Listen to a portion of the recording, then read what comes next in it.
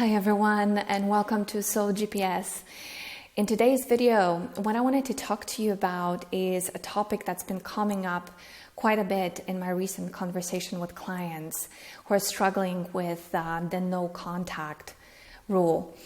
So as you know, if you're there, you're swinging back and forth between the good times and the bad times.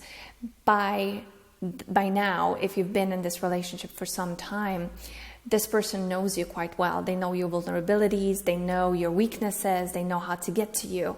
Some will get you through pity, some will tell you all sorts of crazy stories to empathize and sympathize with them. Some will tell you very exciting things to lure you in that way. So it almost doesn't matter what they do, but when you're at the stage when you know you need to leave because it's just you're not feeling well, your immune system is crashing, you can't sleep, but you still have that deep need and that deep longing to go and be with this person, then you're going to need to take some serious steps towards cutting contact with this person, because they are going to infect you with their energy. They are going to destroy you. And there's just no way that you can be moving forward in your life and healing and doing the work that you need to be doing when you're still in contact with them. It's kind of like, you need to quit smoking because it's bad for you. And there's a reason I'm using smoking as opposed to alcohol, because what cigarettes do is they both stimulate and pacify you. So it can be so difficult to quit. And that's what the oppressors do. That's what narcissists do. They're going to stimulate you in a way so you're aggravated. So your cortisol levels are through the roof. You can't sleep. You're completely dysregulated. But then they will also pacify you, because their mere presence, when they reach out to you after they tell you something really hurtful, gives you that moment of, everything's okay again. They do care. They do want me. You feel needed. You feel wanted. You feel like you matter to them in some way, which of course is the story you're telling yourself. It's not the truth. It's not how they really feel. It is what you want them to feel. It is a form of you projecting your wishes and your desires onto this person who doesn't really care, about what kind of strategy they're going to use. All they care about is getting to you because they're trying to extract something from you, whether it is attention, sex, pity, time, energy, what have you, depending on the kind of person you're dealing with. But it's usually those basic things that they want. They want to feel validated. So you do need to cut contact, because it's kind of like I was alluding to with quitting smoking. You can't quit smoking and wean yourself off of the nicotine if you only have one cigarette a day, or you even have one cigarette a week. You're still introducing that chemical into your body. In the case of the relationship, it's not like you're literally, taking in a drug, but at the same time you are, because it is the drugs that your body is self-generating by the mere thought of this person or the mere presence of this person. And when you're left alone, when you're not with this person, usually the thoughts are dismal, right? You don't feel needed, you don't feel wanted, you feel neglected, you feel abused by the fact that they're not even talking to you. You're mulling over all of these things that have happened. Your body is caught in a cognitive dissonance between, remembering the good times and then remembering the bad times. What do you think that's doing to your body? It is generating neurochemicals, neuropeptides that are very toxic. And of course, I'm talking primarily about cortisol and adrenaline here, which have the power to completely dysregulate your hormonal system and eventually lower your immune system. And so then you're going to be susceptible to all sorts of ailments, diseases, viruses, bacteria, what have you, because your body cannot fight it off. So do yourself the favor and really decide to go no contact. One way you can do this that could be helpful is to literally write a contract with yourself and write it down and sign it and say, this is what I am deciding to do. I'm doing this for the sake of my future, for the sake of my health, for the sake of my grandchildren, right? So this is what you need to commit yourself to, because anything short of commitment is just not going to stick. And it's a commitment, it's an agreement you make with yourself. It's a form of boundary that you make with yourself. So do that. And now here's for what really motivated me to do this video. Is what to do during the first week or two after going no contact, because on average, it takes about 2 to 4 months in order to feel the first shift where you're calming down. Your systems are returning back to normal. They're not yet fully recovered. That's going to take a little bit longer. But you at least are able to relax. You're able to get a good night's sleep. Maybe you're not as plagued by the nightmares. Maybe you're not as plagued by the memories so much. Your energy is returning. You're smiling. You're maybe a little bit less triggered. So there's a noticeable difference during that time. But during the first couple of months, it can be really difficult, especially the first week or two, because of course that's when the intensity is the strongest. It's like literally weaning yourself off of heroin. You're looking for that quick fix of that quick phone call or that quick voicemail or a text message or an email or a Facebook post. You don't want to go there. Know that it is absolutely normal that you feel this way. You need to acknowledge that of course you want this because your body wants to get back to that ill homeostasis, that movement between it's the cortisol and the oxytocin and dopamine being the binding, pacifying chemical of the oxytocin. The bonding is what a mother feels when she nurses a child or when she's pregnant. It is the substance that gets generated when you're cuddling or when you're hugging. It's very calming, pacifying. And that is the only thing, it seems, that is able to neutralize the cortisol and the stress. But it's not true, because the two are actually sort of reinforcing each other, because they're two contrasting feelings. So it's not the case that if this person reaches out to you, that you're going to feel better. It's going to be that dopamine, that moment of novelty when you suddenly feel that shift, or like, oh, this person cares. They're really, they really want to have contact with me. I matter. I'm needed. It's those thoughts that temporarily override the feeling of not being needed or not being wanted. You see, it's the conversation you tell yourself that makes you feel pacified. But how long does that last, right? Ask yourself the question, how long does that last? It's usually a few seconds, maybe a few minutes, until it's next to till the next text message. Then you reply back, and then you're waiting. There's silence, maybe an hour, maybe a day, maybe 2 days, and now you're back to thinking what happened. And the worst thought of all you can have is, what did I do wrong? What was it me? Did I write something out? And you see how you're just destroying yourself step by step, bit by bit. So you want to stop doing that. And you do it by going cold turkey and just cutting off communication. I'm not going to tell you in this video exactly what to do and how to go no contact, because there's a ton of fantastic videos out there on how to do it, from blocking them or calling the phone operator, to doing it on the email, WhatsApp, disengaging from social media. Absolutely want to do it. You might also ask your friends and family who may be receiving a phone call from them to block them as well, just to be, as a precaution. But once you make the commitment and once you stick to it, you say, okay, I'm going to do this. That's when real work begins. That's where the great work begins. And so here's something that I did that really helped me, and I wanted to share this with you. So there's this interesting dynamic in physics that is present everywhere in the universe, and that is the movement in and movement out. That's pretty much it. Things either move inside or they move from inside out.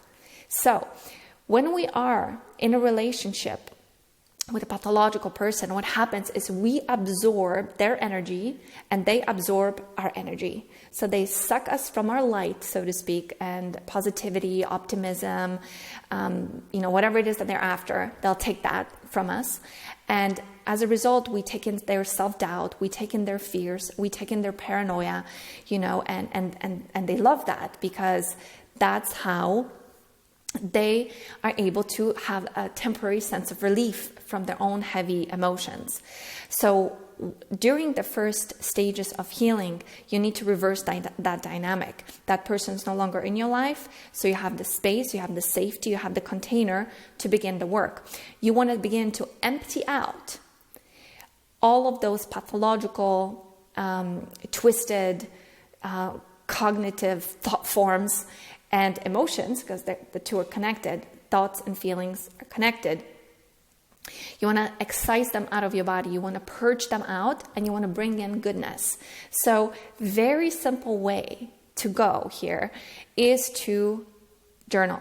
Huge fan of journaling. I would write so much first thing in the morning while I was still in my pajamas, drinking my tea or coffee or whatever it was I was drinking at the time. Because I felt like the moment from the moment I opened my eyes in the morning, all the emotions came back. The realization of what's happening, of where I'm at in my life, that all returned.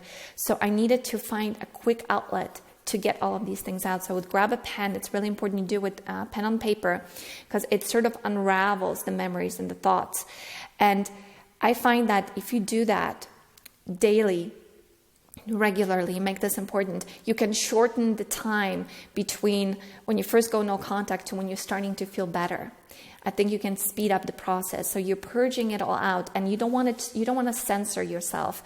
You don't want to think about, okay, did I write the sentence right? And it's not about that. It's just writing down everything and anything that goes through your mind, anything and everything you would want to tell a friend or a therapist or a coach, or and if you actually also can talk about this to friends, therapists, coaches, that's also really helpful. But you can't have these people around all the time, right? It's usually segments of time. So have your notebook.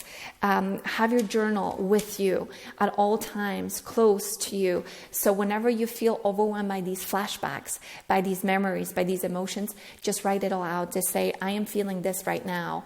This is reminding me of this and that. Is it true that blah, blah, blah? I am confused. I'm hurting. The pain is unbearable. I don't know if I'm going to be able to make it through another moment. Oh wait, I'm breathing. I'm feeling better now. That just be there with you. It's almost like you have this companion who is witnessing you. So it's giving you the ability to detach a little bit from the situation and gives you that little space to breathe. And that's really, really, really helpful. That's what you want, because otherwise you are immersed up to here, in the reality of the narcissist, in the reality of the pathological person. And the thing that happens in these relationships is that they're so immersed in that alternate reality that, and their identity is so vested in it, that they can't even fathom leaving that in order to then enter your world, and relate with you there. It's not going to happen. I'm sure you've noticed that what you needed to do is you needed to enter their world, and they lured you in. They literally, it's like fishing, right? They put a little worm on the hook, which is all the things you've ever wanted. They pretended to be the answer to your prayers, the man from your dreams, the princess from your, from your fantasies. And then once you bit that hook, and they can sense when that happens, there's this shift in dynamic where at first they were contacting you more, they were reaching out, they're doing this. At this point, they start to withdraw, and they're watching you, whether you're doing more of that. And that's the stage at which they know they've got you. So it goes through that dynamic. So you needed to get into their space. See, that's how they kind of reel you in. You have to start thinking like them. You have to learn to understand them. You have to learn to cater to them. Otherwise, the relationship's not going to happen. So you're being entrained to think like a pathological person. Hence, you get the fleas later on. You might even find within yourself some narcissistic traits. That's completely normal and can be scary when you're first coming out of the relationship, when you start to notice that you yourself get irritated with people, that you yourself are thinking, maybe judging people. Know that is normal. That's what happens after you having been exposed to this for so long. So write it out. The second thing is the movement outside in. So what do you want to bring into your life? So besides typical self-care that I'm sure you already know about, which is, get a massage, take care of yourself, go to the gym, spend time with healthy people. What I found that was really useful, because you can't always have access to other people, like I said earlier, or you don't always feel like, going out and being with people, because you might actually be wanting to hibernate since you've been so hurt. It's difficult to relate with others, plus you're exhausted and so on and so forth. What helped me was reading good novels. And I'm not talking about, the Twilight series or 50 Shades of Grey here, God forbid. I'm talking about the classics. I'm talking about, reading books like The Shape of Water by Daniel Krauss, or reading something like the books by Margaret Atwood, reading John Steinbeck, or, you want to go for storylines that have been lauded by the critics and have been tested by time to really contain within them just excellent mythological archetypes of characters who begin by needing something, by being hurt. They're broken in some way, and they go on a quest, and in the process of going through the quest, they heal. And you know the stories, or the movies. You can also be watching these kinds of movies, but the stories when you just get these chills, right? Or towards the end of the movie or end of a novel, you're just like, oh my God. I had just... See, what happens in those moments is like your brain gets set straight, which is a great thing to expose yourself to after having been exposed to so much pathology. And if you're, for the English-speaking audience, I want to recommend an incredible book that I have read that literally set my brain straight once, and that is a book called Initiation by Elizabeth Hesch. And I think her last name is Heich, Elizabeth Hesch. It's a book about her remembering her past life. It's actually a biography that is written in a way that is just, it chills you to the bone. It's amazing. So anyway, I probably should have prepared, now that I think of it, a list of great books. But if you're watching this video and if you know of great books, please share down below so that we can all sort of indulge into the literary world. And just like with writing by hand, reading an actual book, holding it in your hand, and rather than, watching movies, watching series, good series stuff out there, that's fantastic too. It's a great way to disengage from the rumination and, expose yourself to other things. But when you actually read, something happens to your brain. It's like it slows down, you refocus. And if you can follow the train of thought of a genius, it entrains you to think the way that they do. I hope I'm able to convey this, because I think it's really, really, really helpful. So the bottom line is out with pathology and in with mythology. So try that if you're in the first early stages of breaking up with a narcissist. Do go no contact. Do this for yourself. Do this for your children. Do it for your grandchildren. Do it for your sanity. Do it for your health, because it's really not worth it to hurt yourself this way by constantly hoping that this person's going to change. They're not. So accept it, embrace yourself, and move on. All right, I'm going to sign off. Thank you for your attention. I hope this was helpful. I'd love to know what you guys think in the comments below, and I wish you all the best. Thank you. Bye.